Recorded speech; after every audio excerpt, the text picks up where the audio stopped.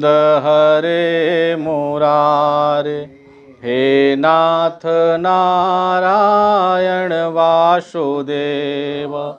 श्री कृष्ण गोविंद हरे मुरारे, हे नाथ नारायण वासुदेव, हे नाथ नारायण वासुदेव, हे नाथ नारायण वासुदेव।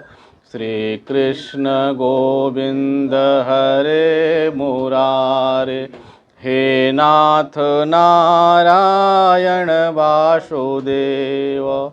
बोलिए वृंदावन बिहारी लाल की, श्रीमद्भागवत महापुराण की जय। आइए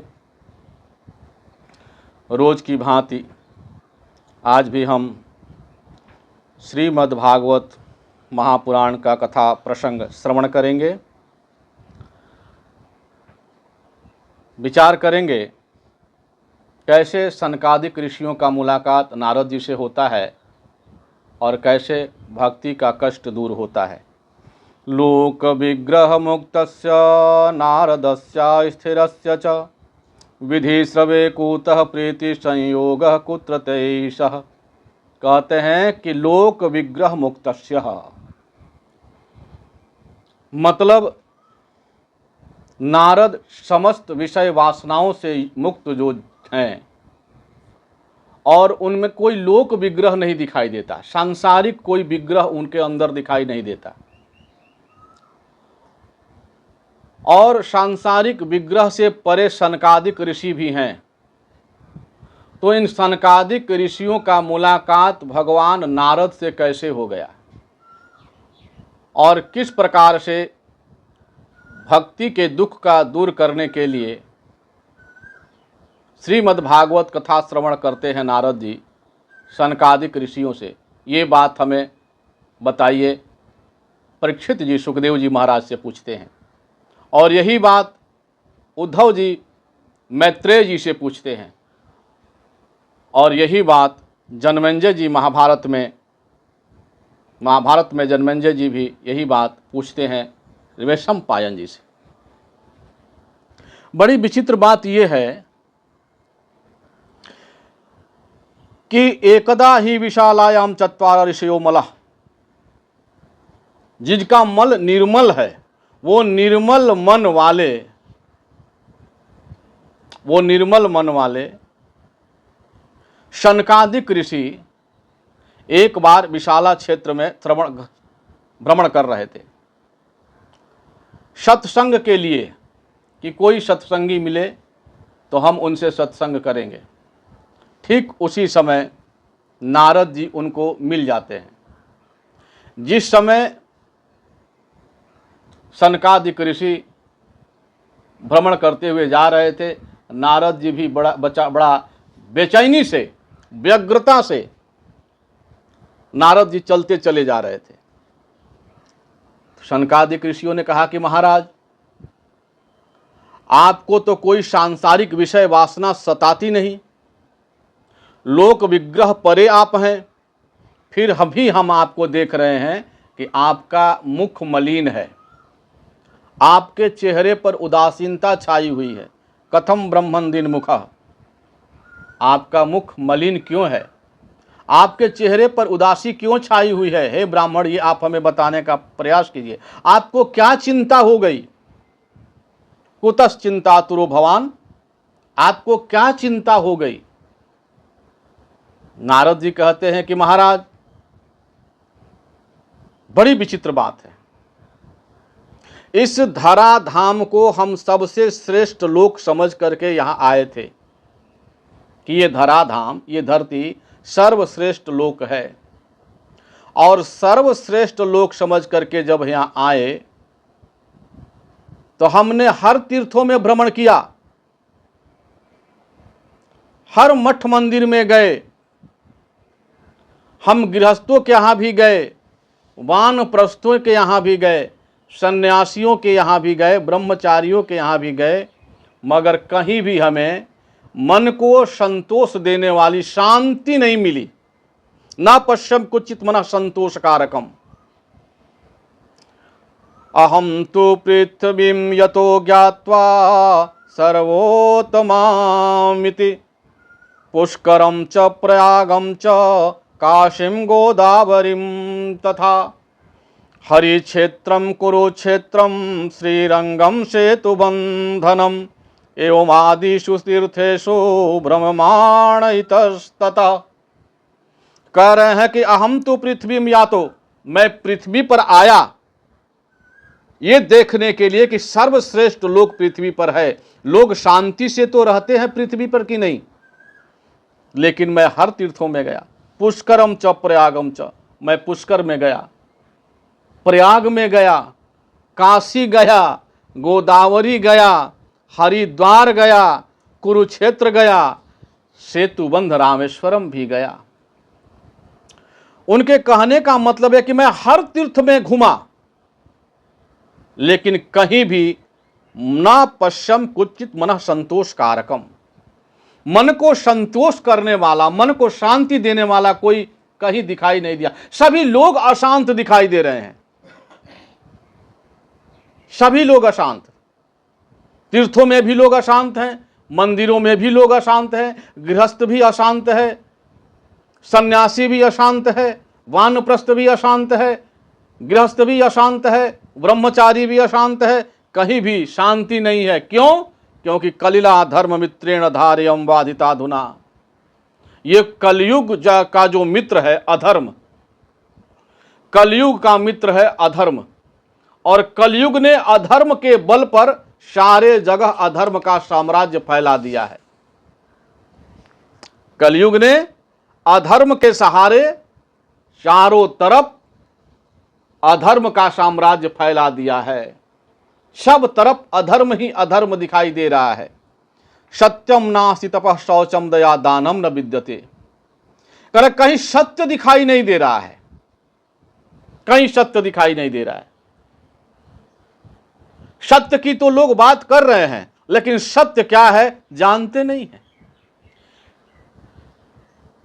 सत्य की बात सभी कर रहे हैं, पर सत्य क्या है लोग जान नहीं पा रहे हैं। नास्ति तपः, तपस्या भी दिखाई नहीं दे रहा है, न सत्य दिखाई दे रहा है कलयुग में कहीं, न तप दिखाई दे रहा है कलयुग में कहीं, न पवित्रता दिखाई दे रही है कहीं, न दया और न दान कहीं दिखाई दे रहा है। कलयुग में कहीं कुछ नहीं दिखाई दे रहा है। केवल एक चीज, उदर भरिणो जीवा बराका कुटभासिनः। जीव जैसे पेट भरे वही कार्य कर रहा है, जैसे पेट भरे वही कार्य जीव कर रहा है, दिन रात वही करने में लगा हुआ है। और पेट भी इतना बड़ा हो गया है जीव का कि भरता ही नहीं है। जीव का पेट भी इतना बड़ा हो गया है कि उसे संतोष नहीं हो रहा है। 4 को 8 तू कर ले, 8 को 60 तू कर ले, रहेगा फिर भी ये खाली पेट को लाख तू भर ले। वो 4 मिला तो 8 के फेर में पड़ जाता है, 8 मिला तो 60 के फेर में पड़ जाता है, 60 मिला तो 100 के फेर में पड़ जाता है। उसका लोभ का पेट जो है जीव का बढ़ता चला जा रहा है।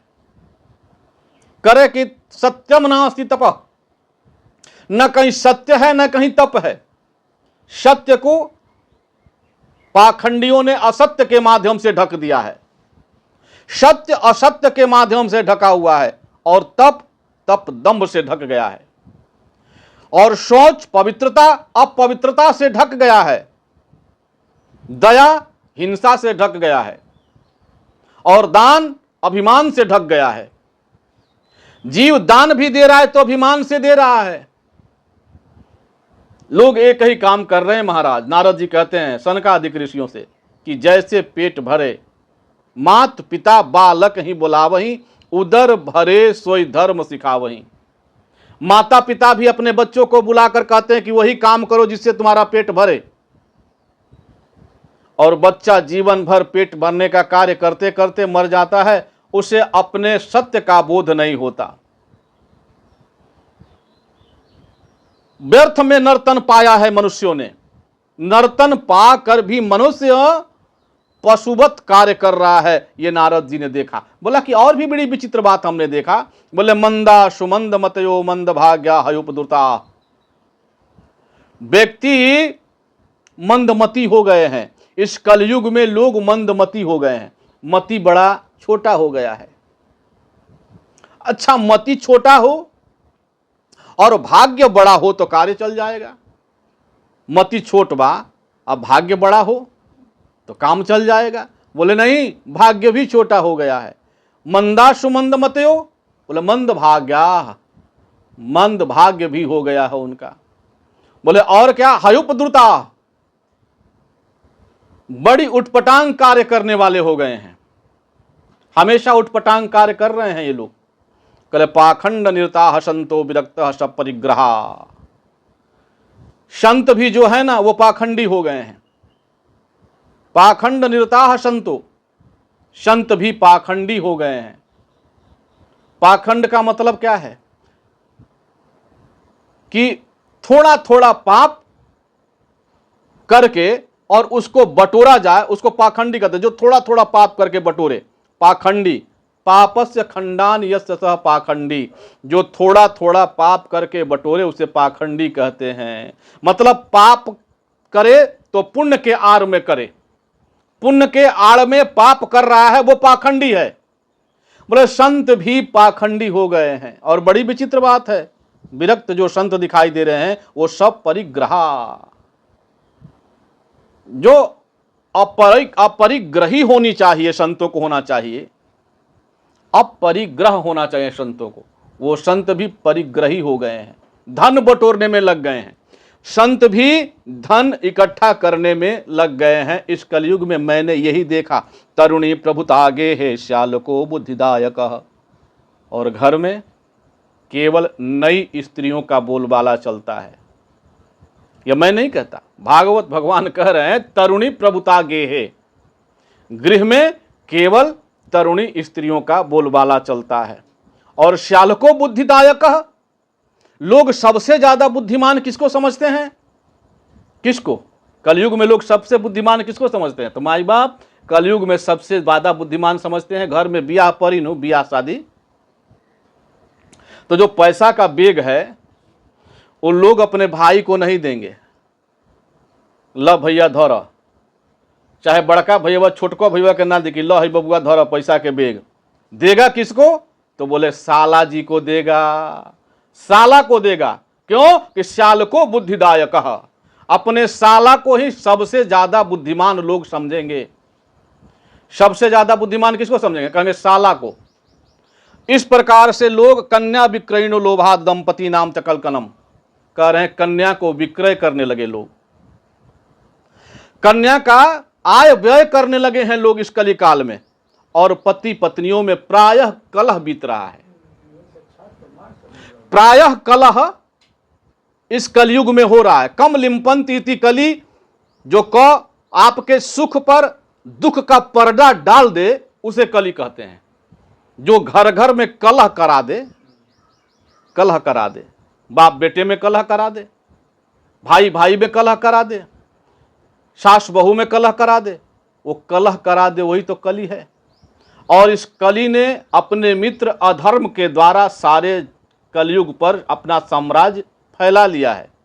न योगी नैव सिद्धो वा न ज्ञानी सत्क्रियो नरः। न इस कलयुग में कोई योगी दिखाई दे रहा है, न कोई सिद्ध दिखाई दे रहा है। नारद जी कहते हैं कि न इस कलयुग में कोई योगी दिखाई दे रहा है, न कोई सिद्ध दिखाई दे रहा है, न कोई ज्ञानी है, न कोई सत्कर्म करने वाला ही दिखाई दे रहा है। कली दावा नले नाद्यम साधनम भस्मताम गतः। कलयुग के दावा नल में, अग्नि में जलकर सारे साधन भस्म हो गए हैं। सारे साधन कलयुग के दावा नल में, अग्नि में जलकर भस्म हो गए। कोई सत्कर्म नहीं। सत्कर्म में भी विकृति आ जा रही है। इतने बड़े बड़े जग हो रहे हैं, जग में भी कोई ना कोई विकृति हो जा रही है। कोई योगी नहीं, कोई सिद्ध नहीं, कोई ज्ञानी नहीं, कोई सत्कर्म नहीं। ज्ञान भी हुआ तो ज्ञान का अभिमान हो जा रहा है, ज्ञान अभिमान से नष्ट हो जा रहा है। इस प्रकार से मैं सब जगह घूमते घूमते एक जगह और पहुंचा। नारद जी कहते हैं हम सब जगह भ्रमण कर रहे थे। गृहस्थों के घर में देखा तो गृहस्थ पति पत्नी आपस में लड़ रहे हैं। सन्यासियों के यहां गया तो सन्यासी धन बटोरने में लगा है। मंदिर मठ में गया तो वहां भी बड़ी विकृतियां हमने देखी। कहीं कोई शांति नहीं है इस कलयुग में। एक जगह हम और गए। कहां गए? बोले वृंदावन।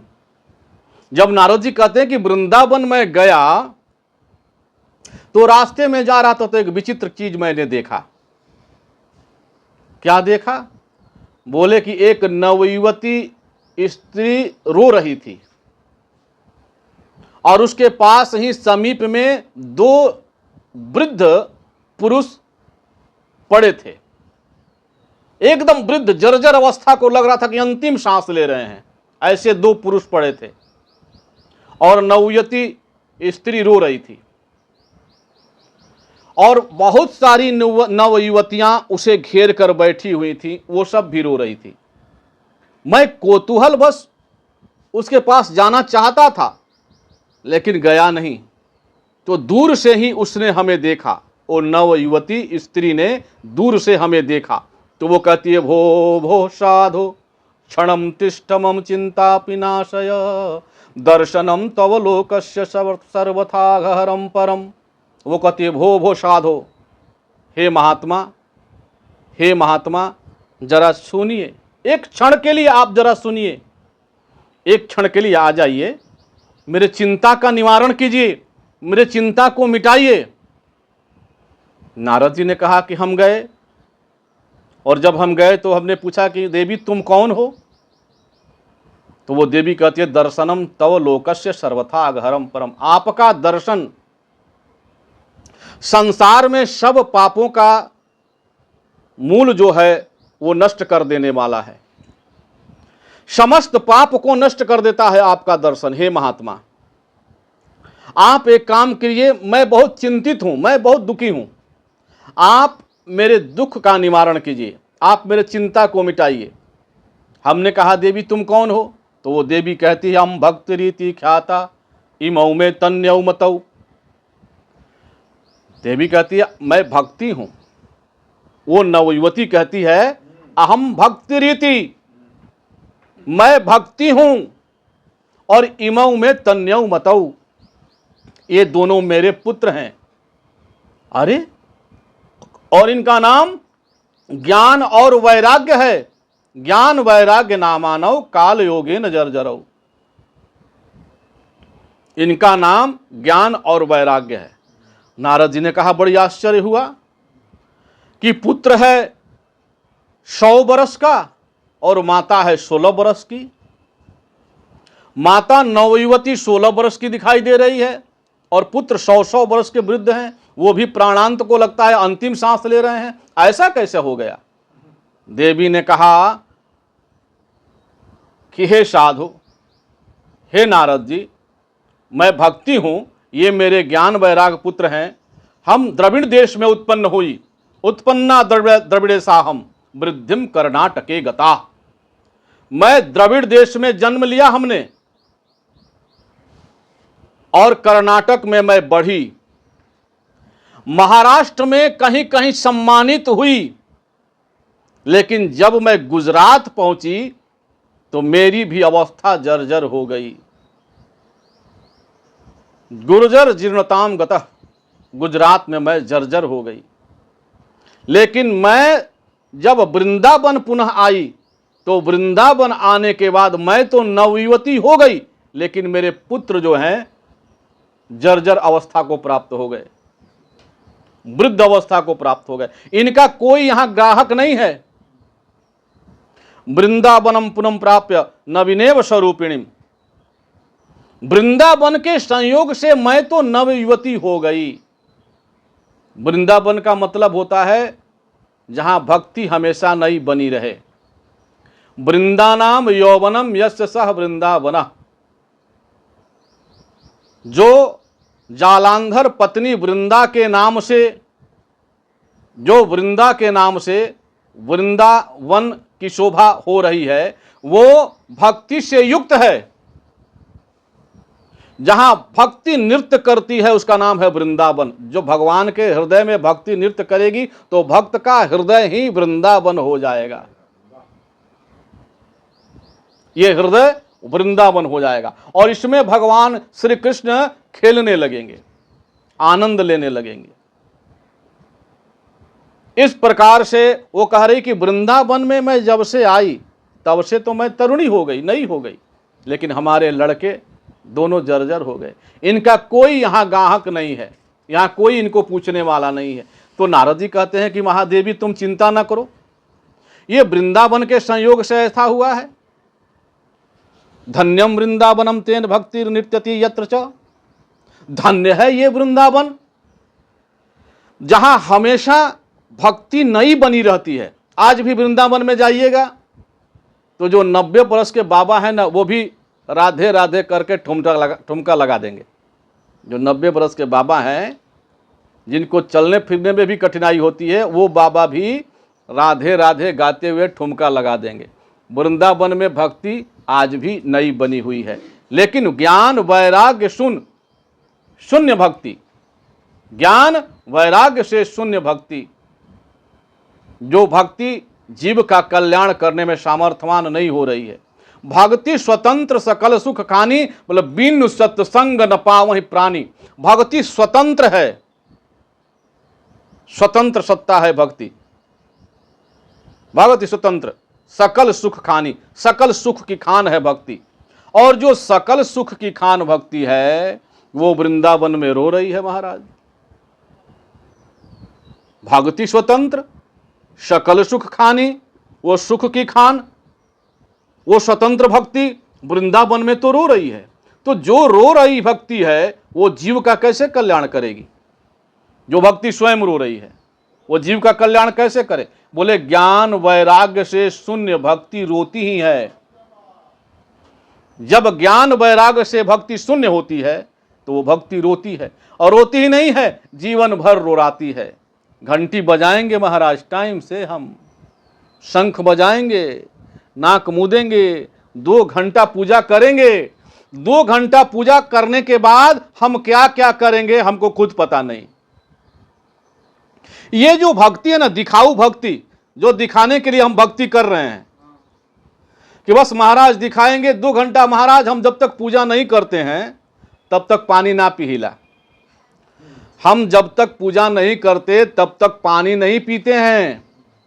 2 घंटा हम पूजा करेंगे, सब कुछ करेंगे, तभी पानी पिएंगे। लेकिन 2 घंटा के बाद हम क्या करेंगे वो मुझे खुद पता नहीं। 2 घंटा के बाद हम क्या करेंगे वो हमें खुद पता नहीं है।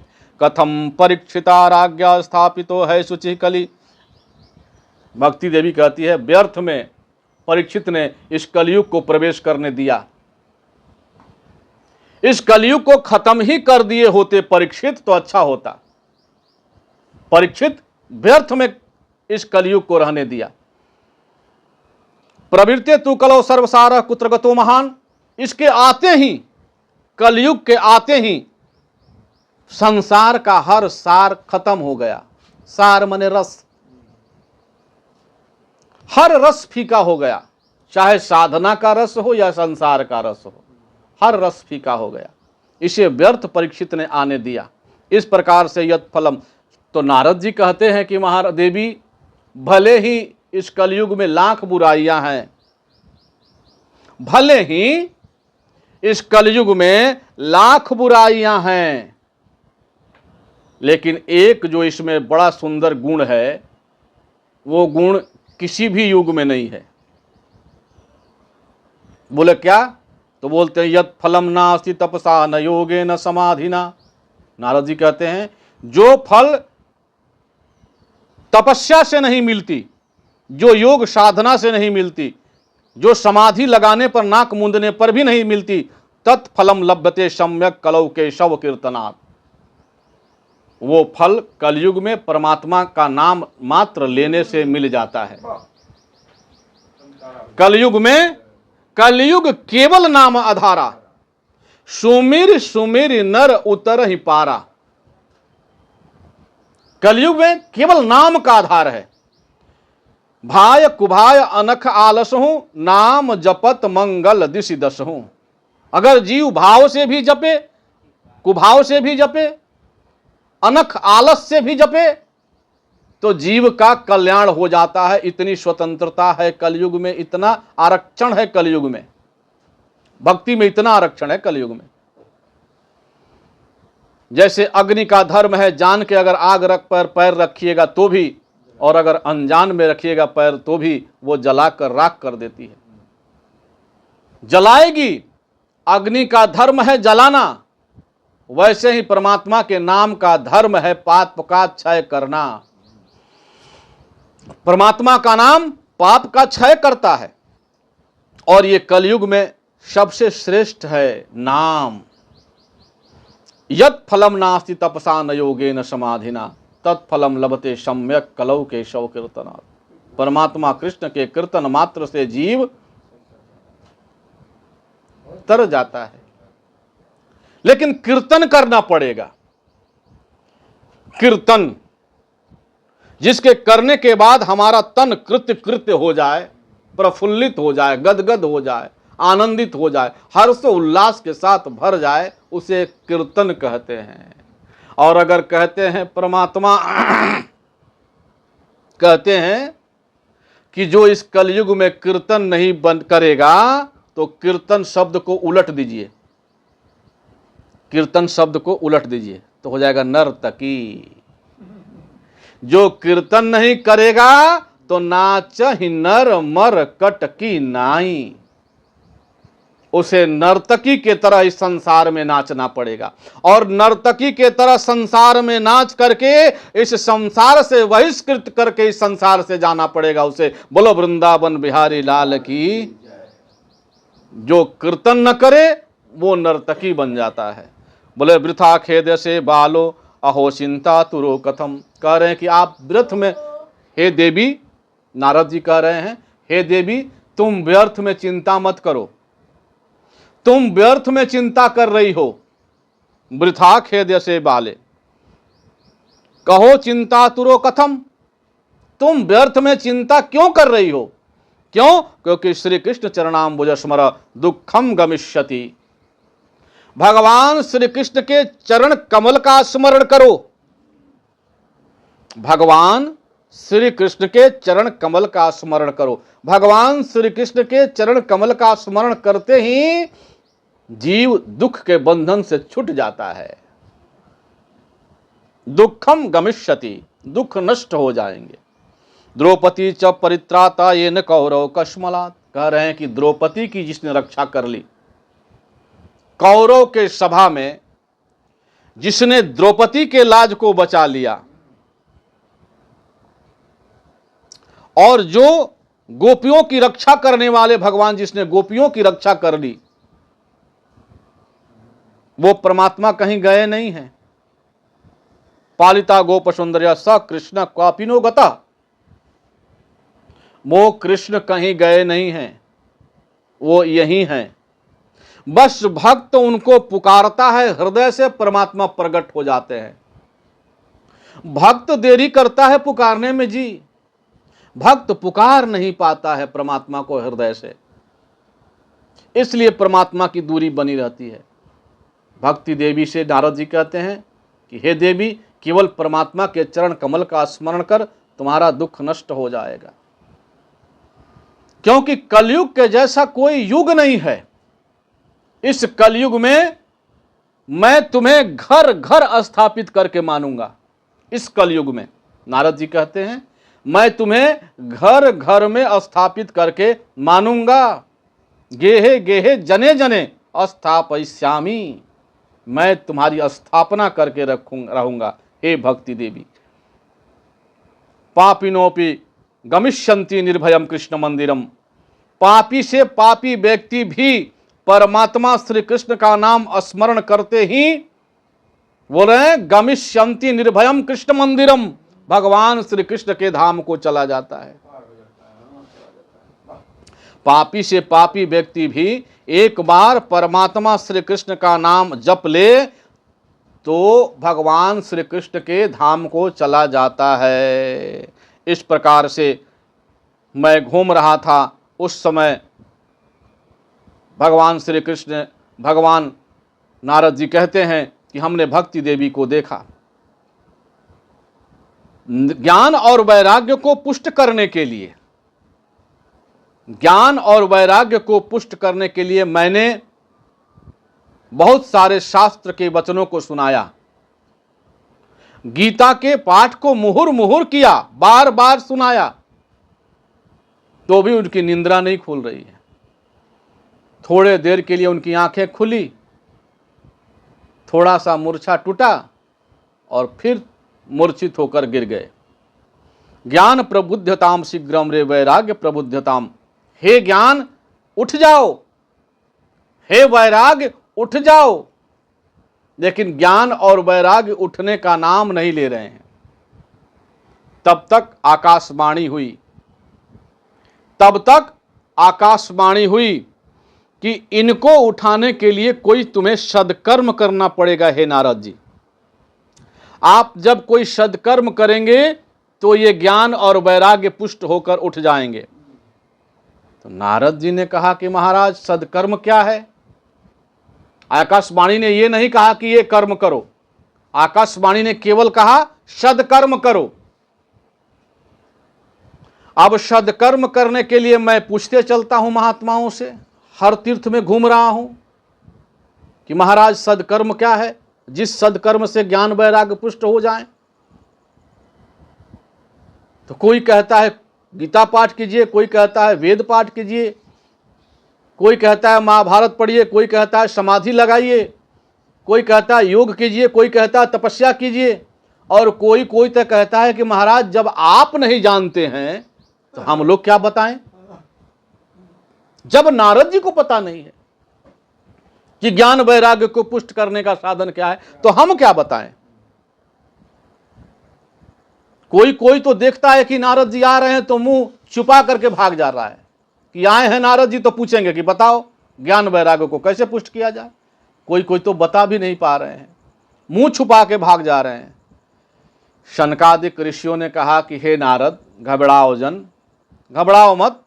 ये ज्ञान वैराग्य को पुष्ट करने वाला साधन इस धराधाम पर पहले से ही विराजमान है। इस धराधाम पर पहले से ही विराजमान है। मां चिंताम कुरु देव ऋषि हर्षम चित्ते समावह। आप चिंता मत कीजिए देव ऋषि, आप अपने हृदय में हर्षित रहिए। सत्कर्म सूचको नूनम ज्ञान यज्ञ स्मृतो बुद्धि। ज्ञान यज्ञ ही सबसे बड़ा सत्कर्म है। ज्ञान यज्ञ, ज्ञान यज्ञ से बढ़कर दूसरा कोई सत्कर्म नहीं है। यहां साफ साफ लिख रहे हैं सत्कर्म सूचको नूनम ज्ञान यज्ञ। सत्कर्म ज्ञान यज्ञ से बढ़कर दूसरा कोई नहीं है। स्मृतो बुद्धि है। बड़े बड़े विद्वानों ने कहा, बड़े बड़े योगियों ने कहा, सिद्धों ने कहा कि सबसे बड़ा सत्कर्म है ज्ञान यज्ञ। जिस यज्ञ से द्वारा जीव जाग जाता है, जागृत को प्राप्त होता है, उस ज्ञान यज्ञ को ही सबसे बड़ा सत्कर्म कहा गया है। और वो ज्ञान यज्ञ में सबसे बड़ा ज्ञान यज्ञ क्या है? बोले श्रीमद् भागवतालाप सतु गीता सुखादि भी। ज्ञान यज्ञ में सबसे बड़ा ज्ञान यज्ञ कौन है? तो बोले श्रीमद् भागवत महापुराण का ज्ञान यज्ञ वाचन करना ही सबसे बड़ा ज्ञान यज्ञ है। और जिसने जीवन में श्रीमद् भागवत महापुराण का वाचन किया, जिसका सुखदेव आदि ने गायन किया है, उस जीव का कल्याण हो जाता है। भक्ति ज्ञान विरागाणाम तदघोषेण बलम महत्। वो भक्ति ज्ञान और वैराग्य को पुष्ट कर देता है, सारे दुख को मिटा देता है। जीव के सारे दुख को मिटाकर जीवन में भक्ति ज्ञान और वैराग्य को पुष्ट कर देता है। इदम भागवतम नाम पुराणम ब्रह्म संहितम भक्ति ज्ञान विरागाणाम स्थापनाय प्रकाशितम। इदम भागवतम नाम पुराणम, यह श्रीमद् भागवत महापुराण है। और ये भगवान नारायण के द्वारा धराधाम पर सीढ़ी बाई सीढ़ी उतरता आया है। परंपरागत ढंग से भगवान नारायण से ब्रह्मा, ब्रह्मा जी से नारद जी, नारद जी से वेदव्यास जी, वेदव्यास जी से सुखदेव जी और सुखदेव जी से परीक्षित जी। इस प्रकार से ये परंपरागत ढंग से ये संसार पर उतरते आया है और ये भक्ति, ज्ञान और वैराग्य को पुष्ट करता है। तो नारद जी ने कहा कि महाराज तब तो ये कथा हमें श्रवण कराइए, तब ये कथा हमें श्रवण कराइए। ज्ञान यज्ञम करिष्यामि, मैं ज्ञान यज्ञ करूंगा। तो नारद जी श्रोता हो गए, सनकादि ऋषि वक्ता हो गए और हरिद्वार में कथा प्रारंभ हुई। हरिद्वार में कथा आनंद वन में प्रारंभ हुई और जैसे ही सनकादिक ऋषि कथा को प्रारंभ करते हैं, वहां बड़े बड़े ऋषि और महर्षि पहुंच गए, बड़े बड़े ऋषि महर्षि पहुंच गए। और जैसे ही ऋषि महर्षियों ने सुना कि भागवत की कथा हो रही है, सभी आकर आसन लगाकर विराजमान हो गए। भागवत की कथा हो गई, सनकादिक ऋषि कथा श्रवण कराएंगे, नारद जी श्रोता हैं, सनकादिक ऋषि वक्ता हैं। और जैसे ही कथा शुरू हुई तो वहां भक्ति देवी अपने पुत्र ज्ञान और वैराग्य के साथ पहुंची।